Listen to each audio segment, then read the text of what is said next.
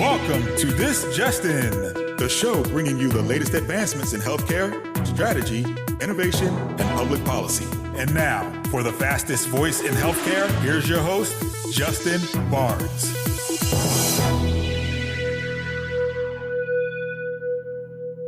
Thank you for tuning in. Welcome to This Just In. I'm your host, Justin Barnes. In these segments, I'll bring the latest advancements in healthcare, strategy, innovation, and public policy. As always, we're broadcasting from the This Just In studios on the Business Radio X network, as well as the Healthcare Now radio network.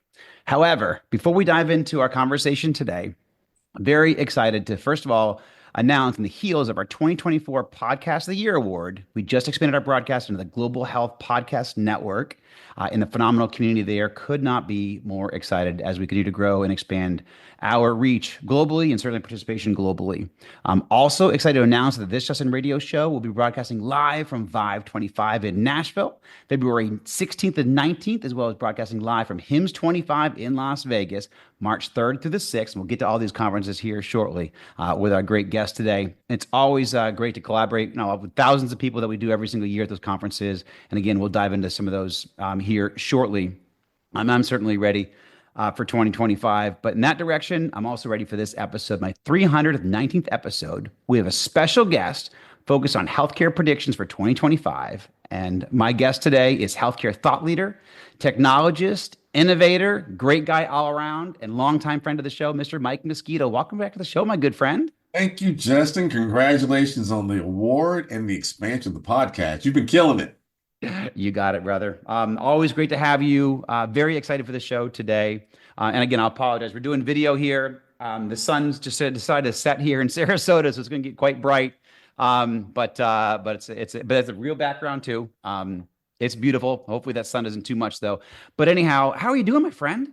We're doing wonderful. Glad to be off the road for a little bit. I've had a busy year. Following your footsteps, getting to launch a podcast myself. So it's going to be coming out here for Christmas for everyone.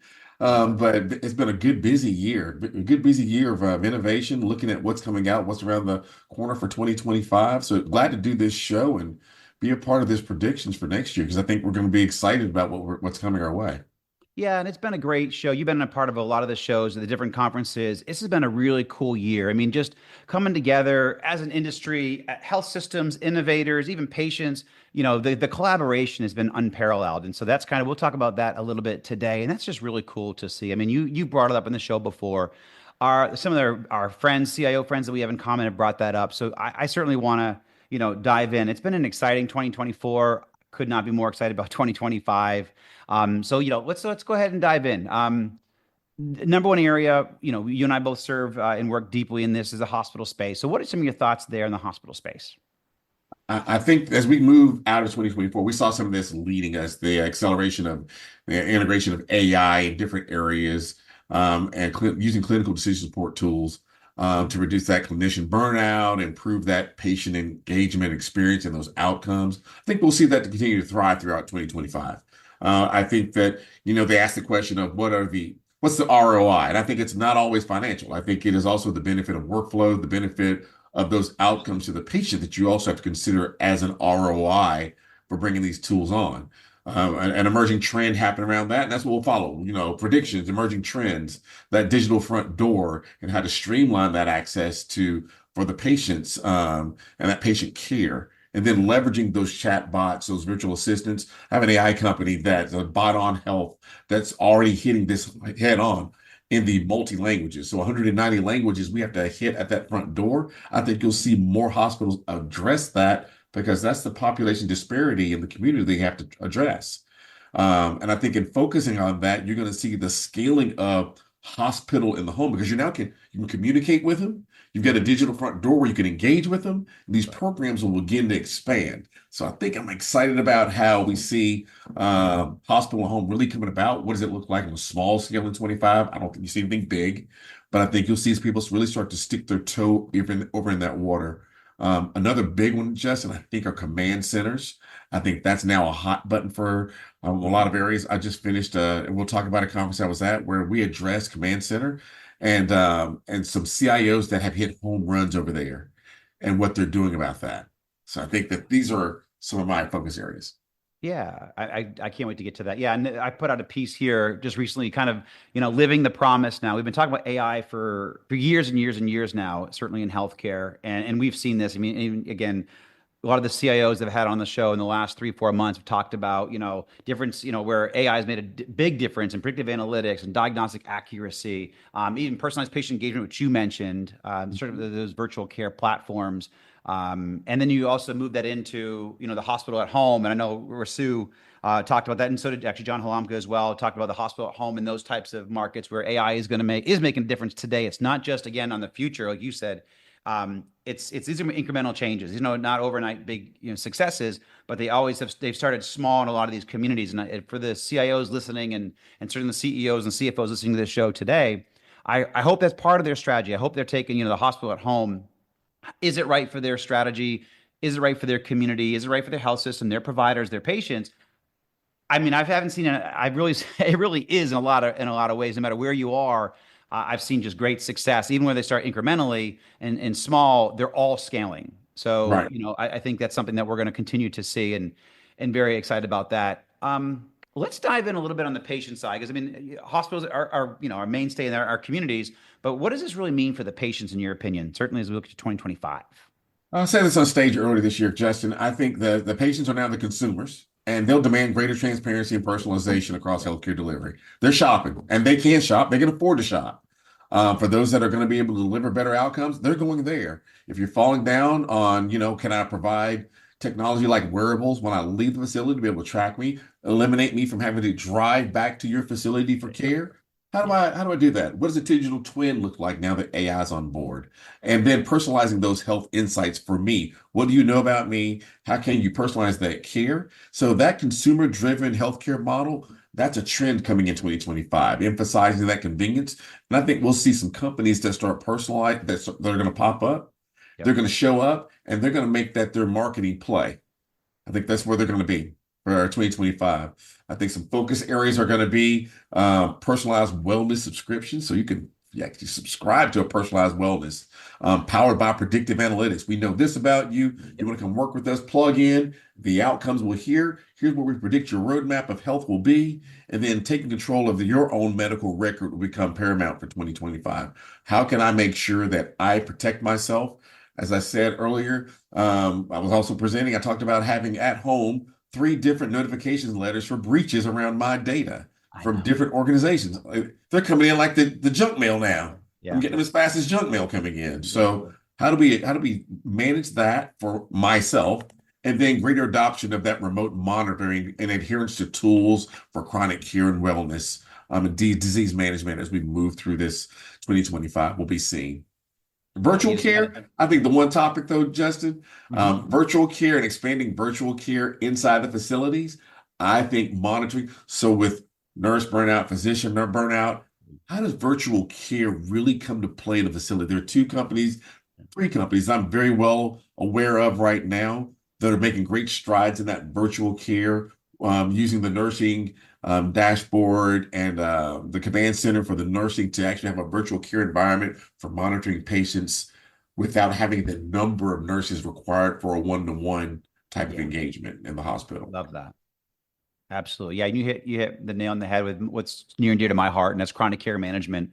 It's been a focus of mine for how long, many, many, many years now. And it's just, I really do. This is where AI, predictive analytics, and these types of strategies are making demonstrable, evolutions today. And when you get into real-time patient monitoring and home, and these, the at-home models or home care models, and even workflow automation. So for the care providers to help with burnout specifically.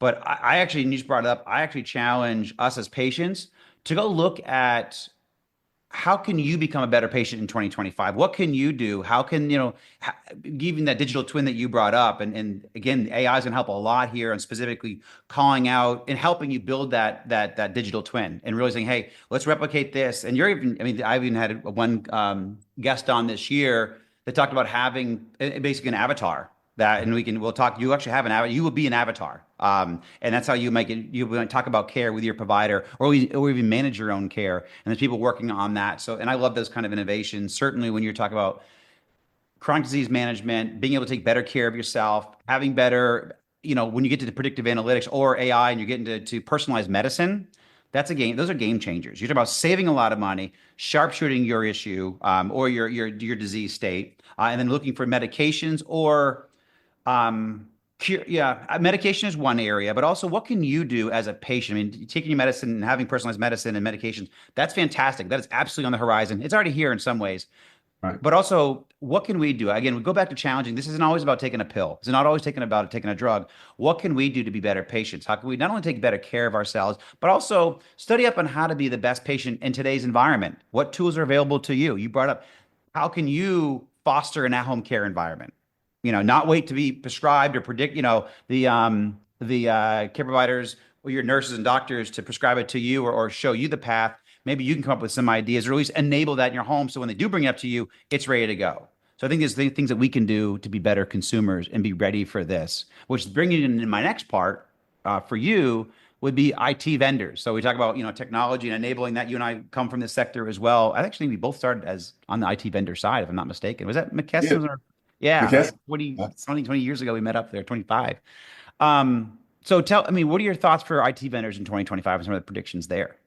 I think they're going to have to pivot in 2025, more offering toward end-to-end ecosystems, whether standalone solutions or integrated with IT or AI, IoT, cloud native platforms. They're going to have to pivot in 25. I think I've seen that happen for the institutions I'm working with and where I am right now.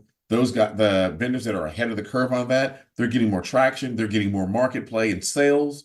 But that emerging trend is subscription-based models for replacing the traditional licensing that ends up increasing cost over time.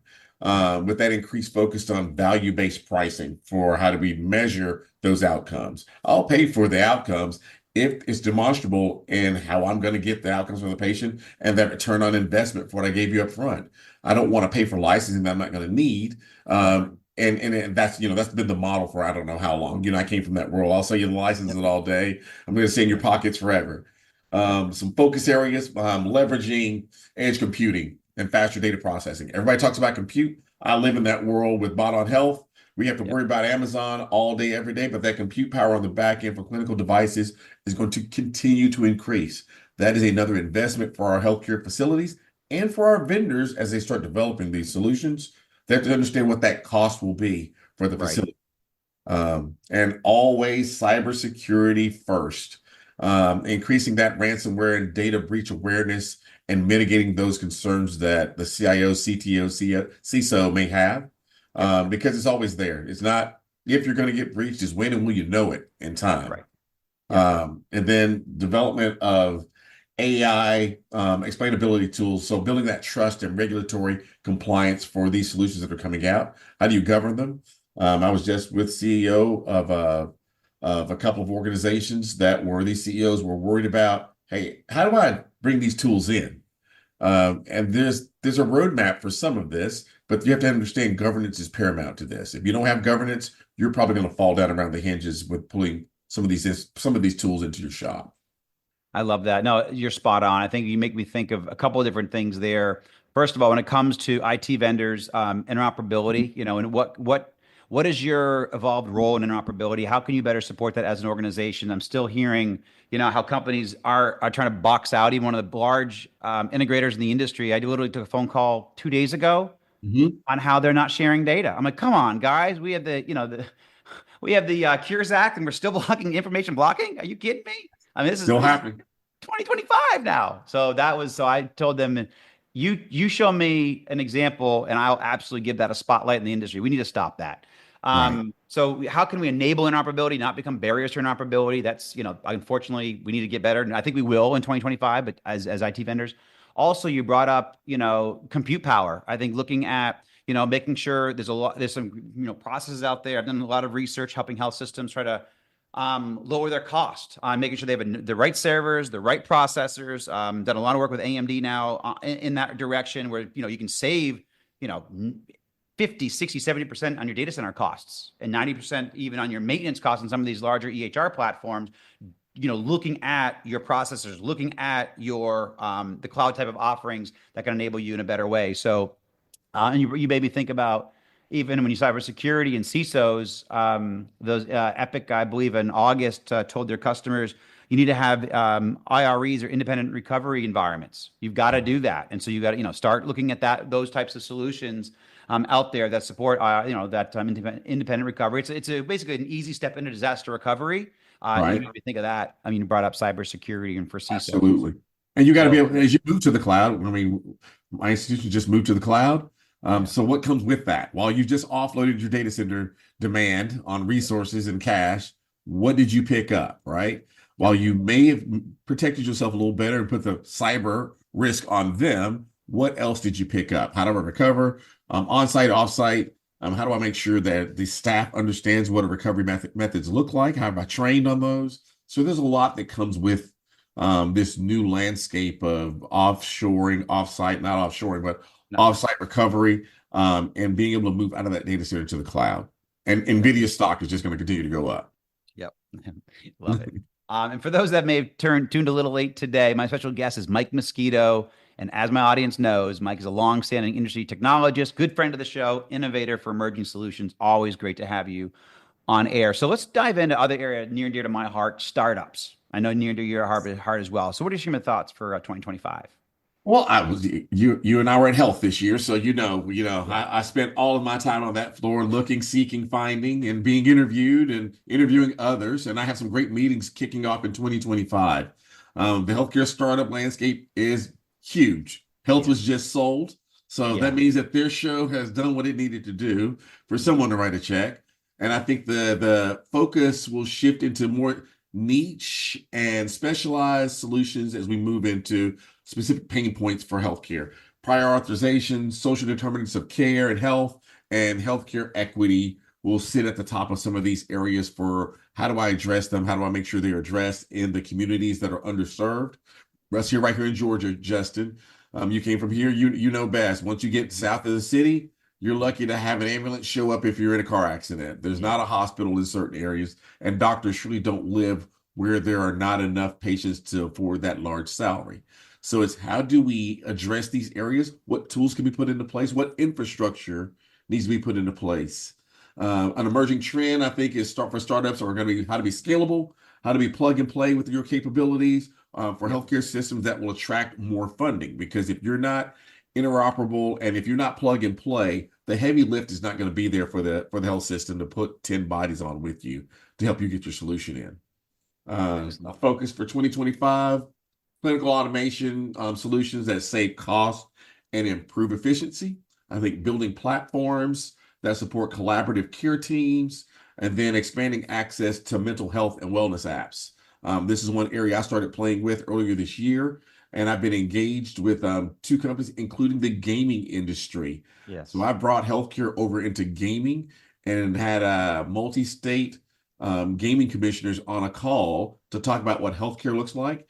And as you talked about that avatar, we've developed an avatar for gaming and mental health that's mandated by several states. Love that. So not only just for particular industries, but underserved communities and those areas where high suicide rates exist. Hmm. So I learned a lot about where suicide rates exist in gambling this year and Yep. how AI can be a tool to help mitigate some of that. And so Absolutely. Great I'm point. very excited about this area for startups and these tools, how companies are taking these tools and moving that care continuum closer to the tools, being even the cell phone. And Yep. how do I keep my patients or potential patients tethered to me so I can have continuous care for them? I think that's going to be cool for 2025.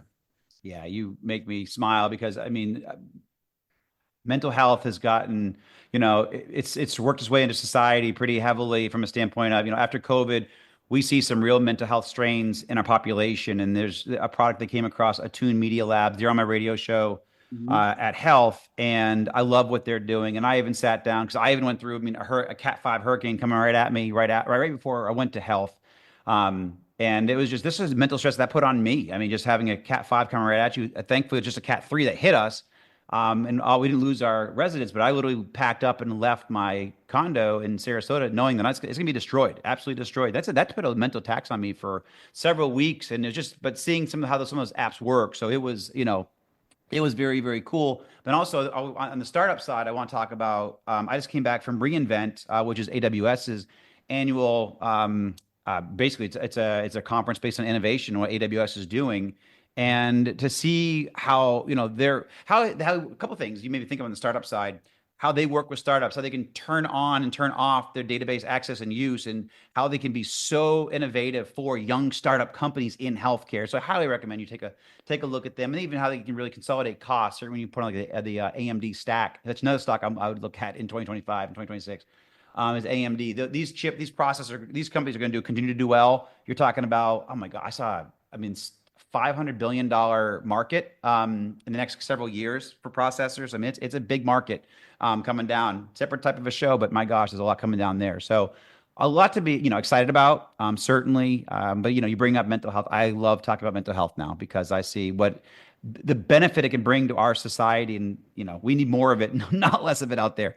I do want to have some time in the last closing minutes to talk about. Why don't we hit investors for 1 minute, and then let's jump over to associations in their final minute. So, what are your thoughts for investors in 2025? Yeah, I think investors, they were all over health where we just were in Vegas. Yeah, And I think investors will favor those companies with demonstrable ROI. They want to see it, they want to prove it, and they want to see the outcomes. And then how can they sell it so they can invest more to get more out of it, to make it scalable and cross-market appeal? How can I take it from, again, healthcare, move it over into gaming? I just moved from Georgia to Vegas, all in one snapshot with our company. And that seemed to work. So I think that's a predictive analytics platforms, senior care innovation, and ESG compliance are some of the big ones that investor and firms are going to be looking at in 2025. Yeah. Senior care, obviously, I'm in Florida. Senior care is real significant to me. But obviously, with an aging population and an aging population that understands technology, they are not afraid of technology. In a lot of ways, they leverage technology quite well. Don't think, don't basically surpass them. I mean, really think about how you can integrate senior care into a strategy if you can, certainly if you have an innovation in healthcare, because it is going to be a great investment area and with a lot of growth and opportunity for everybody. And I think that bioinformatics and AI ML area, they're going to hit as well. You're going to see, I think in your area, you're going to see big movement over there for precision medicine. Absolutely. Absolutely. Next section, close us out, associations and conferences and events in 2025. Obviously, I'll let you go ahead and lead that one off. But you and I love these. We collaborate. We see each other gives us a chance to see each other every year, a bunch of times. But what are your thoughts there, brother? We do. I think that the industry conferences are going to start to transform. I have been on a great road show this year with some great conferences that have come out with some great content, some great speakers, changing the focus. So I think you're going to see more hands-on workshops. I've been giving more workshops during my presentations. That has been one of the big areas, is that I've been able to focus on workshops, delivering a message that showcases, here's how you do it. Here's your framework. I think collaborative innovation showcases between hospitals, vendors, and startups will start to show up. Here's what we've done collectively. Like you said, how am I interoperable with this new technology, this new infrastructure? And then AI governance and ethical frameworks that are going to pop up out of these conferences, and showing you a roadmap for interdisciplinary panels. So some of those best conferences are again, you and I are always at Vive. CES is kicking off the year. CES came out shooting. January 7th through 10th, they're going to be on point, showcasing what's happening in industry for technology. And then I think you and I will see each other at Vive in Nashville, like you said. Yep.